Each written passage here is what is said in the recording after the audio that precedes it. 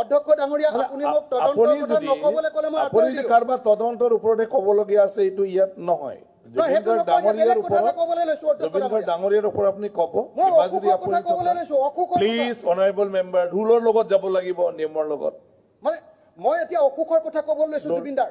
আৰে অসুখৰ কথা আপুনি কওক নে ক'বলৈ লৈছোঁ, আপুনি দিয়া নাই একো মোক। নাই আপুনি কিয় এনেকুৱা আৰ্গুমেণ্ট কৰে চাওক, আপুনি চাওক আপুনি অধ্যক্ষ আৰ্গুমেণ্ট ডাঙৰীয়া, তেনেকুৱা কৰিব নালাগে অধ্যক্ষ ডাঙৰীয়া, ছিংগাপুৰলৈ যেতিয়া গৈছিলে অসুখীয়া জুবিনদা, তেতিয়া তেওঁৰ লগত কিয় প্ৰট'কল অফিচাৰ, এইটো যিহেতু গভৰ্ণমেণ্টে পাতিছিলে, কিয় তেওঁৰ লগত প্ৰট'কল অফিচাৰ নাছিলে? তেওঁক কিয় ৰাজ্যিক অতিথিৰ মৰ্যাদা দিয়া হোৱা নাছিল? কিয় তেওঁক অকলে অকলে সাগৰত জাপ মাৰিবৰ কাৰণে আমাৰ গোটেই এফাৰেষ্টাৰ্ছটো থকাৰ পাছতো, চৰকাৰ থকাৰ পাছতো কিয় তাত জাপ মাৰিবলৈ অনুমতি দিয়া হৈছিলে? অসমৰ আটাইতকৈ এই সময়ৰ ডাঙৰ সম্পদটোক কিয় এনেকৈ আলৈ আথানি কৰা হৈছিলে? অসুস্থ জুবিন গাৰ্গৰ লগত চৰকাৰে কিয় এজন ডাক্তৰ, যিহেতু তালৈ গৈছে, তাত কিয় এজন ডাক্তৰৰ ব্যৱস্থা কৰা নাছিলে? এইটো জুবিন গাৰ্গৰ প্ৰতি অন্যায়, জুবিন গাৰ্গৰ প্ৰতি নেগলিজেন্স, জুবিন গাৰ্গৰ প্ৰতি অনীহাৰ লক্ষণ হয়নে নহয়? অধ্যক্ষ ডাঙৰীয়া, এই প্ৰশ্নৰ জবাব আজি অসমৰ মুখ্যমন্ত্ৰীয়ে অসমৰ মানুহক বিধানসভাত জনাব লাগে। জুবিনদাৰ মৃত্যু হৈছে ছিংগাপুৰত। আমাৰ চৰকাৰখনে তালফাল লগাই তদন্ত কৰিছে দিছপুৰত। প্ৰথম কথা, মৃত্যু হৈছে ছিংগাপুৰত, তালফাল লগাই তদন্ত কৰিছে দিছপুৰত, গুৱাহাটীত। গতিকে তদন্ত সম্পূৰ্ণৰূপে বিপথে পৰিচালিত হৈছে। প্লেচ অফ অকাৰেন্সত তদন্ত কৰাটোৱে হ'ল ভাৰতীয় আইন মতে তদন্তৰ, মৃত্যু বা হত্যাকাণ্ডৰ তদন্তৰ মূল কথা। আজি আমি দেখিছোঁ যে তদন্তকাৰী সংস্থাই জুবিন গাৰ্গে পুৰি খাবলৈ যোৱা দোকানৰ দোকানীজনো তদন্তৰ আওতালৰ মাজলৈ মাতি আনিছে।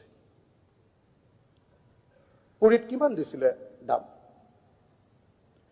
আজি আমি দেখিছোঁ যে তদন্তকাৰী সংস্থাই বিহু কমিটিবিলাকক মাতি আনিছে। বিহু কমিটিয়ে যিমান টকা দিছিলে সিমান টকা জুবিন দাই পাইছিলেনে? ঠিক আছে, মোৰ আপত্তি নাই, আমাৰ আপত্তি নাই সেইটো তদন্ত কৰাত। যদি অৰ্থনৈতিক কেলেংকাৰী হৈছে নিশ্চয় তদন্ত হ'ব লাগে। কিন্তু অধ্যক্ষ ডাঙৰীয়া, যি অনুষ্ঠানলৈ গৈ আমাৰ হৃদয়ৰ শিল্পী জুবিন গাৰ্গৰ মৃত্যু হ'ল, সেই অনুষ্ঠানটোৰ প্ৰধান উদ্যোক্তা নৰ্থ ইষ্ট ফেষ্টিভেল, আৰু সেই নৰ্থ ইষ্ট ফেষ্টিভেলৰ শ্যাম কানু মহন্তক যি সময়ত গ্ৰেপ্তাৰ কৰা হৈছে, সেই সময়ত সহ আয়োজকগৰাকী শ্যাম কানু মহন্তৰ পত্নীক এতিয়ালৈকে কিয় গ্ৰেপ্তাৰ কৰা হোৱা নাই? নাম্বাৰ 1। নাম্বাৰ 2, আমি নিজেই দেখিছোঁ ৱেবছাইটত, গভৰ্ণমেণ্ট ৱেবছাইটত স্পষ্টকৈ লিখি থোৱা আছে যে external affairs ministry presence the north east festival in Singapore. ভাৰতৰ বৈদেশিক মন্ত্ৰালয়ে সেই অনুষ্ঠান পাতিছে, কিন্তু এতিয়ালৈকে সেই বৈদেশিক মন্ত্ৰালয়ৰ উদ্যোক্তা কেন্দ্ৰীয় মন্ত্ৰী, জুবিন গাৰ্গৰ বন্ধু বুলি কৈ থকা প্ৰবীত্ৰ মালহৰিটাক এতিয়ালৈকে তদন্তৰ আওতালৈ অনা নাই। অধ্যক্ষ ডাঙৰীয়া, আজি কোনোবা এটা ফাংচনত গণ্ডগোল হওক, প্ৰথমতে মাতি আনিব কোনে সেই অনুষ্ঠানটো পাতিছিলে তাৰ উদ্যোক্তাসকলক। এইটো লাইনটোত নক'ব। কিন্তু এতিয়ালৈকে আমি দেখিছোঁ যে নৰ্থ ইষ্ট ফেষ্টিভেল পতা ছিংগাপুৰত উদ্যোক্তা প্ৰবীত্ৰ মাৰ্ঘেৰিটাক এতিয়ালৈকে তদন্তৰ আওতালৈ মাতি অনা নাই।